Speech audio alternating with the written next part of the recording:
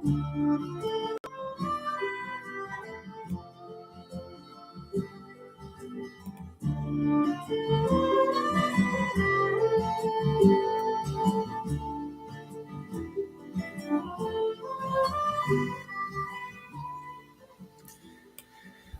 welcome, welcome, welcome.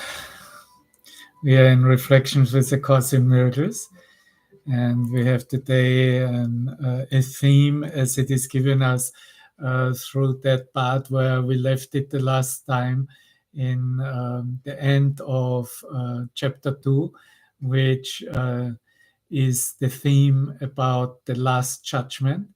And I called it in my title, The Reflections on Last versus Final Judgment, because in the original form, Jesus used both terms, last judgment and final judgment. And then when we proceed further on into the workbook lessons, and it comes into the prayer lessons where it starts out with, I think it is the introduction to lessons 311 to 320, yes.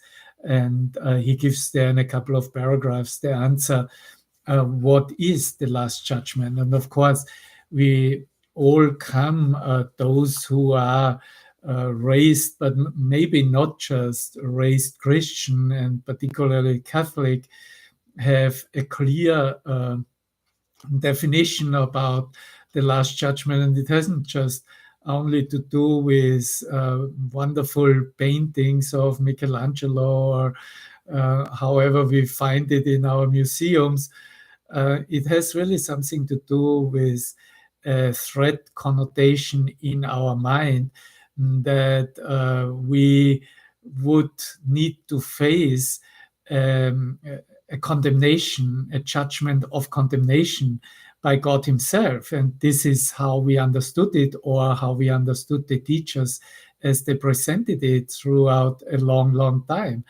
And maybe that is the reason why Jesus makes here a step and also just wants to clarify that. And that clarification is, of course, one that should, in that sense, go along with the idea, hey, there is something that God has to tell you, and it is actually his final judgment of you as his son, but it is a completely confirmation of who you are, benevolent, raising you literally into the heaven of your mind, into the truth itself, or how we are hearing it in the daily lesson. I'm using here as an example the lesson 84, reviewing the lesson Love Created Me Like Itself, and Love Holds No Grievances, which are the lessons 67 and 68. And in that lesson also, Love Created Me Like Itself. You could say there is definitely an aspect used to be shared and to be taught that has something to do how we know it from the beginnings scripture of the Bible in Genesis, because he used the term of the image in the likeness of him, how God created man. And so we are hearing in this lesson, in this review lesson, clear words about that I am in the likeness of my creator. You are in the likeness of your creator. So if that is already an acceptable recognition within our mind, then how could we be afraid of believing that our creator would condemn us to hell? It really doesn't make any sense whatsoever. And in the lesson, it is continued. I can experience loss, and I cannot experience loss, and I cannot die. I'm not a body. I would recognize my reality today, this very moment. I will worship no idols, nor raise my own self-concept to replace myself, my true self, as God created me. I am in the likeness of my Creator. Love created me like itself. And I made here a note that I used many times before already when I was coming to that part of the lesson or teaching anything about that theme of final or last judgment. And we will maybe, hopefully, if there is, as long as there are some urtext original notes, um, in this section of the chapter 8 in the edited version of chapter 2, and in the 13th section of chapter 2 in the complete and annotated version, there isn't much difference, except that final and last is used more often than in the edited version. At the beginning, everything was edited into the last judgment because that was the term that we used. And interesting enough, in the German language, we call it das jüngste Gericht. Gericht is judgment or the court, and das jüngste Gericht is actually um, the the latest. So in terms of that is the closest to one. So if we come to chapter 3 in section 5, that is in the edited version, where Jesus will talk about the image. And so we are created in the image, in the likeness of the Father, right? And here it makes clear what actually image was used for or thought about. And he says the word image is always perception related. Now, this is, of course, in the human conceptual mind. Once we are seeing and experiencing how the creative action is experienced as a oneness of mind and soul and heart, then we are literally seeing the image capitalized, and it becomes really the one thing to see, we could say. But if it is, I'm created in the image uh, of God, and you know the story in Genesis, he will say here that the word image is always perception related and not a part of knowledge. Images are symbolic and stand for something else.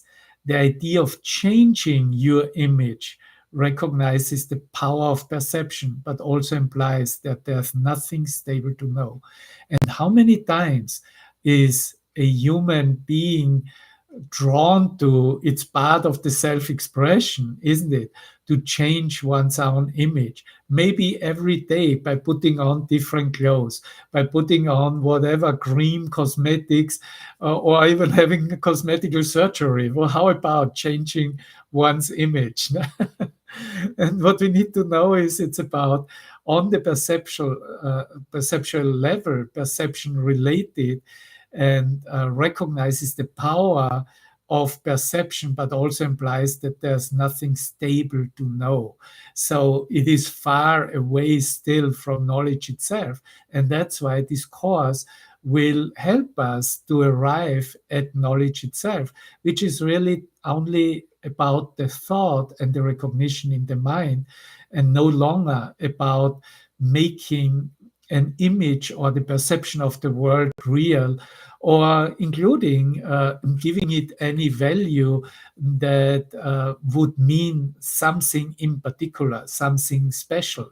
That's how we made up special relationships, isn't it?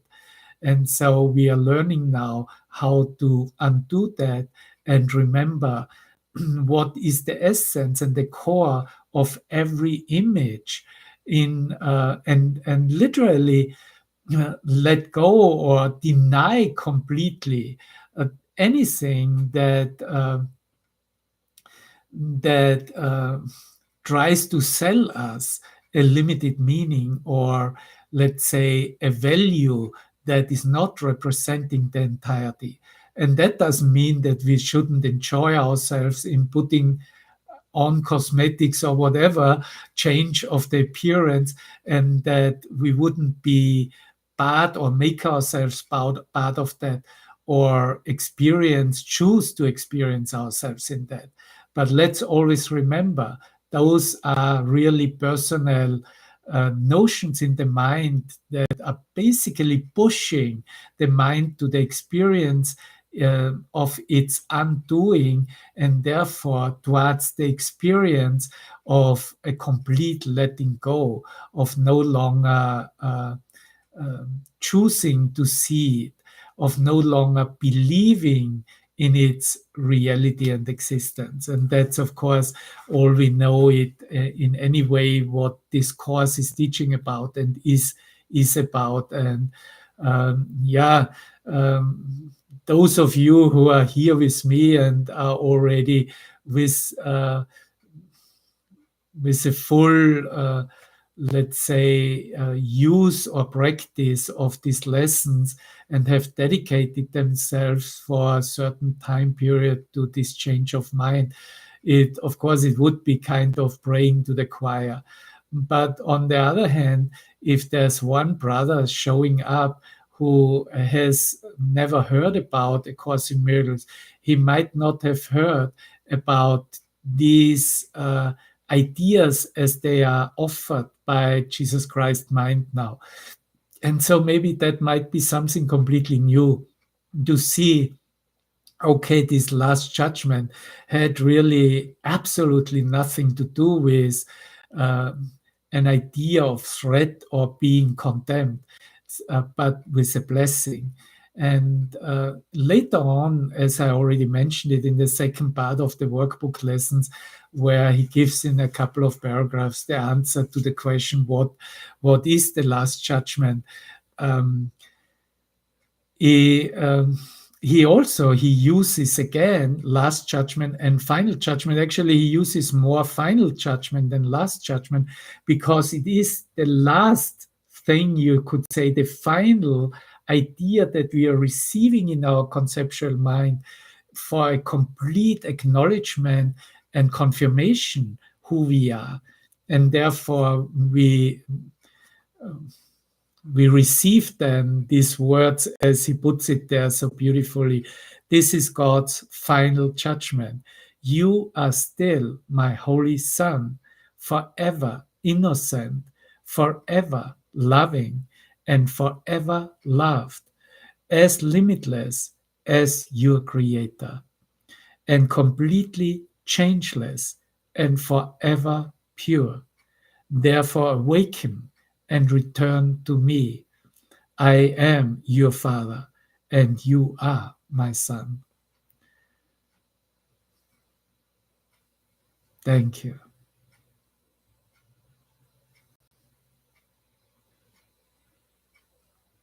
So you see, that would be the last thing to receive and simply drop into the heart of hearts and disappear, and have no need to stay in this world or see this world. And of course, have no use to hold any grievance against any part of ourselves, because we take everything with us, and we take it with us with blessings, with love, with understanding. We take it with giving it space in us, and yet still always remembering the truth, always aligning our mind that the truth in truth has no reflection. It is only perceived on the way home in the transformation, as part of the healing, as part of the conversion of the illusionary human mind into pure creative light. And that's why he expresses it in the second lesson, which we are practicing throughout the afternoon. that grievances are completely alien to love, and grievances attack love and keep its light obscure. If I hold grievances, I'm attacking love and therefore attacking myself. Myself thus becomes alien to me. I'm determined not to attack myself today so that I can remember who I am. And if we want to give that another aspect, which I was just sharing yesterday with a beloved brother, in as it was entering in my mind and given in this incredible lesson that teaches that it is impossible to see two worlds, which we will arrive in about 2 months, lesson 130. And there he makes this connection also between the love and what we really have asked for, and how what we see in regard to what we choose to believe and to think. And he starts kind of out with this incredible dislodging and challenging questions. Who can really hate and love at once? And who can desire what he doesn't want to have reality? So if you do not want to have a meaningless world of separation, of impermanence to be your reality, then how could you desire it or choose to see it? Who can choose to see a world of which he is afraid? Because a meaningless world engenders fear, as we know from the beginning lessons. And then later on, in the middle of this lesson, he goes into that aspect by teaching us that fear has made everything that we think we see. What I see, what I perceive, in truth, I only think that I see it. The truth is, I see nothing as it is now. So fear has made everything that you think you see. All separation, all distinctions, and the multitude of differences you believe make up the world. And of course, there's no difference if I'm giving it the direction of the meaning of, hey, look what beautiful world. We were talking about the islands in Greece. Or if I talk about something that is very obvious, that is in its limitation a complete denial of the truth as we see it in scenarios of war, of conflict. So the multitude of differences that are believed to make up the world, they are not there. What a recognition. Jesus always just turns us there. Those differences, those distinctions, those all separation are not there. Love's enemy, see, that is what needed to be created. Love created me like itself, or love's enemy. That would be anything that the ego would want to demonstrate. Hey, look, this is your reality. This is your truth. Because you are perceiving it and you know it from the past, it's true. And it isn't. It isn't there. Love's enemy has made them up. Yet love can have no enemy. And so they have no cause, no being, and no consequence. They can be valued, yes, of course, because by the freedom of our mind, we can choose to value them, but remain unreal. They can be thought, but they cannot be found. Today, we will not seek for them, nor waste this day in seeking what cannot be found. It is impossible to see two worlds which have no overlap of any kind.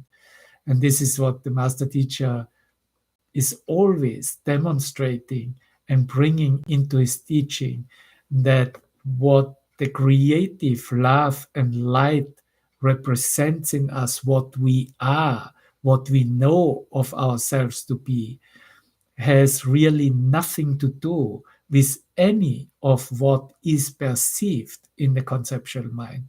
There is no overlap. He also calls it, they do not meet, because those are two different, completely different thought systems, and therefore two realities that have nothing to do with each other except that they can deny each other. If one reality is believed to be true, the other one is automatically denied, and vice versa. Seek for one, the other disappears. Seek for that what is reality, the illusion, the values of the world perceived will simply disappear, but one remains. They are the range of choice beyond which your decision cannot go. The real and the unreal are all there are to choose between, and nothing more than these. And this recognition of, hey, look, you are created only in that reality, and that is all you are. And therefore, let's practice to also and desire to only see that, is really what that final judgment would be, that confirms that you're already seeing in that vision with the Holy Spirit's inner eye, with your own spiritual eye, and that you can see nothing else. So from here, I'm going to continue and we'll go into this section, as I mentioned it, that is in the edited version, the 8th section of chapter 2, and in the complete and annotated version, the 13th section. And I'm using here transcript of the notes directly as Helen received it. And here it starts out: one of the chief ways in which man can correct his magic miracle confusion is to remember that he did not create himself. This is what we were just clarifying, isn't it? He is apt to forget this when he becomes egocentric, and this places him in a position where belief in magic is virtually inevitable. His instincts for creation were given him by his own creator, who was expressing the same instinct in his creation, in God's creation.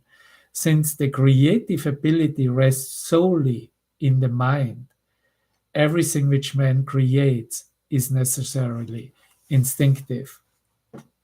It also follows that, and here it starts actually in the complete and annotated version, it also follows that whatever he creates is real in his own eyes, but not necessarily in the sight of God. This basic distinction leads us directly into the real meaning of the Last Judgment, and that is the title how this section has been called. No? It leads us directly into the real meaning of the Last Judgment. So let's share, as we already started, to give some examples what the real meaning of the Last Judgment is, as Jesus teaches it to us. And of course, this turns over completely anything that has been taught by the Christian Catholic Church. And here he already calls it the final judgment is one of the greatest threat concepts in man's perception. I was already mentioning that. This is only because he doesn't understand it. Judgment is not an essential attribute of God. Judgment is not an essential attribute of God. Man brought judgment into being only because of the separation. And we know from the Bible where Jesus says, that judgment was left to the Son, and God doesn't judge.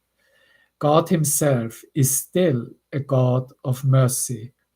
After the separation, however, there was a place for justice in the schema because it was one of the many learning devices which had to be built into the overall plan. So you see, that is now already a new understanding that we are talking about a last or a final judgment is only because it had to be put in as a part of the learning schema in order to, because the mind was basically caught up in that threat concept of what condemnation of the creator, of his son, if he's not doing right, uh, and this ongoing and everlasting fear of being in front of God and being condemned again. So, of course, that is only indeed liberated once mind awakens and then experiences in that liberation that none of this was ever true. But it is a relief, isn't it? Absolutely, because it's a complete relief of anything that we defended ourselves against and were afraid of. God himself is still the God of mercy. After the separation, there was a place for justice in the schema because it was one of the many learning devices which had to be built into the overall plan. Just as the separation occurred over many millions of years, see, he puts it even on the timeline, many millions of years, not just the last 2,000 years or the last 50, 60 years we are receiving here discussing miracles. The last judgment will extend over a similarly long period and perhaps even longer. Its length depends, however, on the effectiveness of the present speed up. We have frequently noted that the miracle is a device for shortening but not abolishing time. If a sufficient number of people become truly miracle-minded quickly, the shortening process can be almost immeasurable. So that just means that it is available in this very present moment, in the here and now. If we are accepting what the miracle as a complete correction of the entire mind is in its power capable of or facilitates every instant indeed. But it is essential that these individuals free themselves from fear sooner than would ordinarily be the case, because they must emerge from basic conflict if they are to bring peace to the minds of others. Here we have it. No? So that transformation of mind, that acceptance of that atonement of the undoing of fear is a basic step and a complete necessary step in our full transformation of mind. The last judgment, here calls it the last judgment, is generally thought of as a procedure undertaken by God. Now, here comes an explanation of what this old meaning about was that brought about this fear and threat connotation. It was generally thought of as a procedure undertaken by God. Actually, it will be undertaken solely by man with my help. He says, it is a final healing. So here we have already again the word final, a final healing or a final correction, rather than a meting out of punishment, however much man may think punishment is deserved. And if you don't believe that, well, then still go into Christian communities and talk about that thing, and you will clearly see how much the human mind still believes in the deserving punishment and in the willingness to allow and receive that punishment instead of going and acknowledging and a loving God and only loving God. Punishment as a concept is in total opposition to right-mindedness. The aim of the final judgment is to restore right-mindedness to man. So all where we read here final judgment in coming from the original version, you will find in the edited version as the last judgment. But it absolutely makes sense to make here a difference between the last judgment as it was held conceptually and thought about, and the final judgment that is really then already in that acceptance of that alignment to right-mindedness, that openness of mind, that clarity. Okay, I'm not afraid of receiving what my Creator is sharing at the end of time and giving me as a complete confirmation, so that I will no longer stay in time space, but in the trust will simply be home. The final judgment might be called a process of right evaluation. And here the word right, R, was capitalized. It simply means that finally all men must come to understand what is worthy and what is not. And so just remember what we shared from lesson 130, and you might read that lesson once again, because that is exactly where it kicks in here. To understand what is worthy and what is not. This is really what we come to know, and what each consciousness, individual consciousness, has to learn and has to make a decision to, yes, I'm willing to no longer value what is not value, what is valueless and has no value. After this, the ability to choose can be reasonably directed. Unless this distinction has been made, the vacillations between free and imprisoned will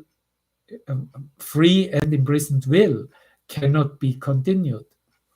The first step toward freedom then must entail a sorting out of the false from the true. And we will hear that all the time. And so it is also in the development of trust, in the teacher's manual, where this sorting out process is mentioned. And we all know that everyone who has started his transformation or had just a nudge of, hey, let's now ask for help, and let's go along in order to have healing with those separation situations, knows that there's a sorting out procedure going on in the mind.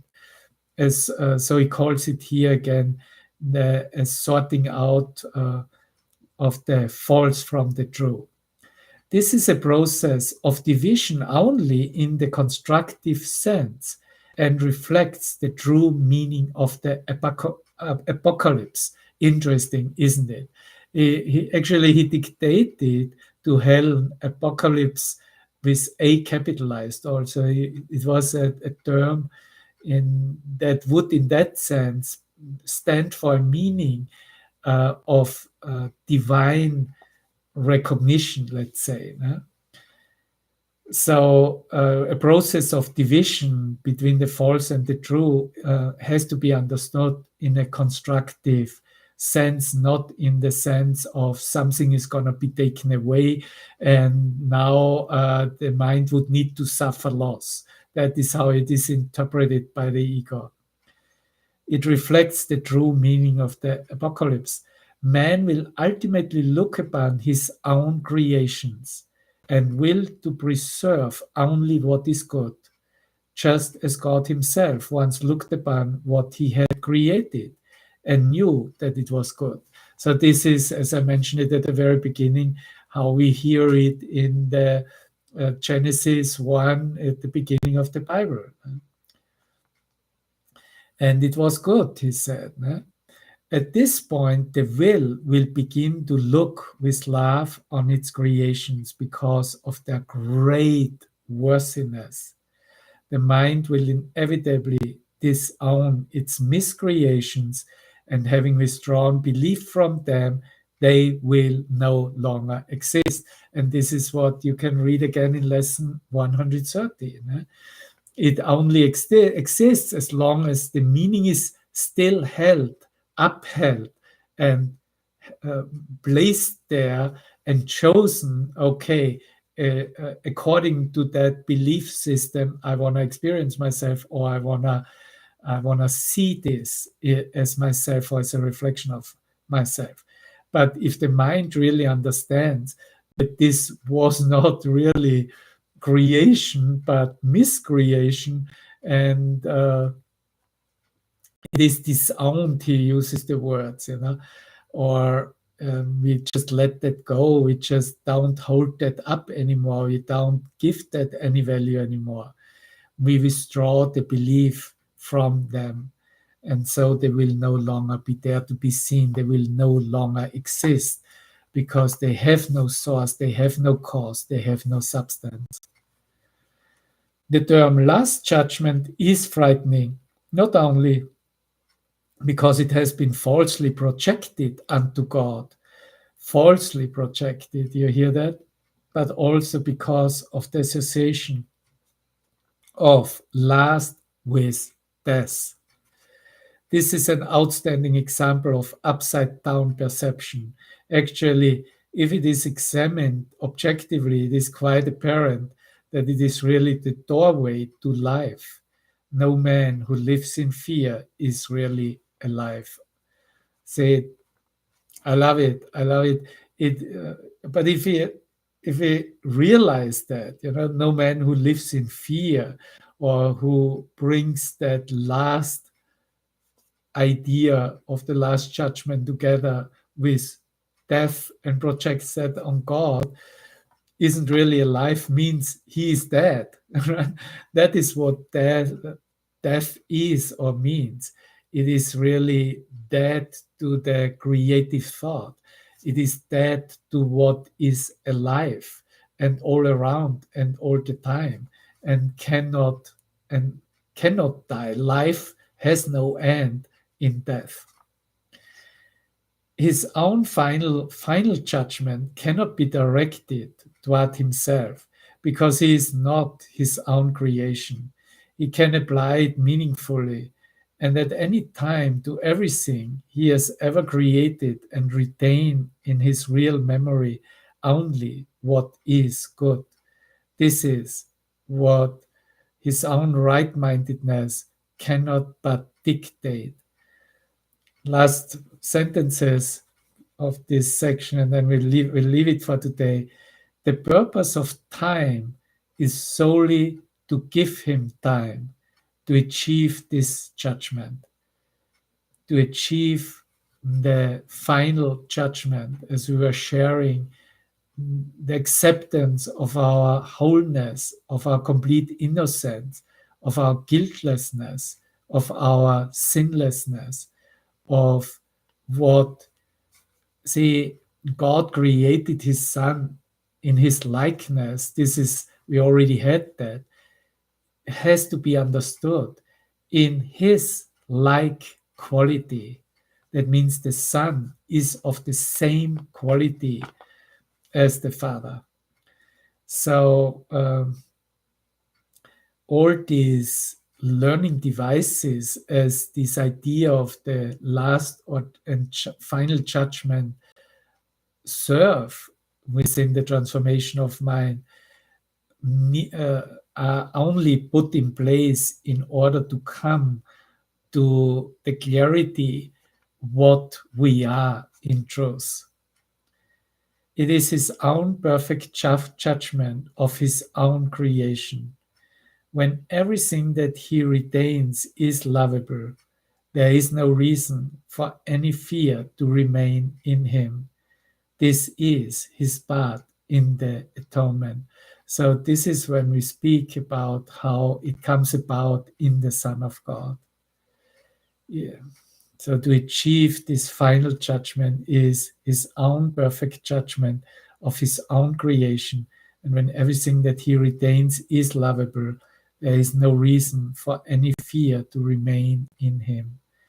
And this is his part in the atonement. And maybe here, because this part becomes also, and is understood and has to be understood as an entire part, as the totality of the then not only anymore of the undoing process for which the word atonement stands, but that there, here, right here, it becomes at one man, because there is the recognition of the oneness of self and the experience of oneness.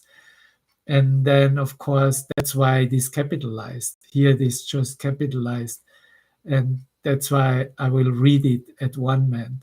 So those are also things that are not clearly set in the edited version. Let me see if that last, yeah, this also capitalized in the edited version here. But this is kind of important so that we see that words that we use, which normally reflect the undoing process, the corrective process, I will accept the atonement for myself, has also a meaning in the open, free mind, in the mind that has already accepted it and is already in the clear extension of the only reality, and in that sense is no longer defending any part of the illusion or value of the word. And we can hear that also, maybe to finish up with that, in the introduction to this second review, which offers us that there's really a message for us here to be received, as he expresses it. And then he says, be confident that you will receive it. Remember that it belongs to you and that you want it. Because that is the message of what is only true and only one and has no opposite. And then he gives these quite clear instructions and directions. And really practicing A Course in Miracles would mean that we are following those directives. And so he puts, do not allow your intent to waver in the face of distracting thoughts. What are distracting thoughts? Everything that is a limited thought form, everything that has an appearance and shines in that value and meaning I've given to it, but is not permanent, and as it comes, it goes. Realize that whatever form such thoughts may take, whatever form, they have no meaning and no power. They have no power either. Replace them with your determination to succeed. Do not forget that your will has power over all fantasies and dreams. Oh my God, thank you.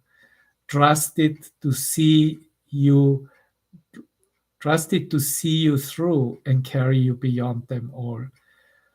And so let's regard these moments of remembrance, of remembering and practicing it, as dedications to the way, the truth, and the life, and refuse to be sidetracked into detours, illusions, and thoughts of death.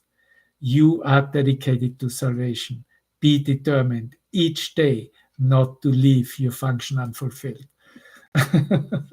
It's not going to get clearer than this, Thank you for listening to this. It is, as you see, completely uncompromising.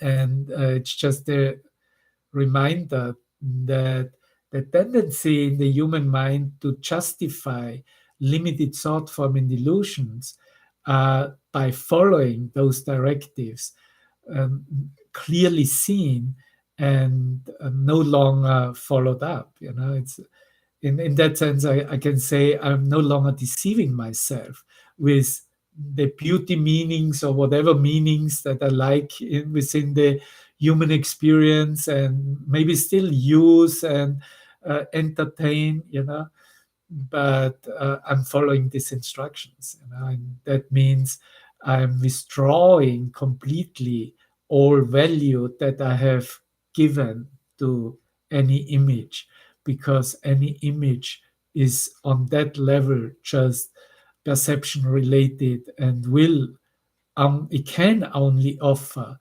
a limited experience within one's own mind, but we are created unlimited, and we are created in the true image capitalized of God.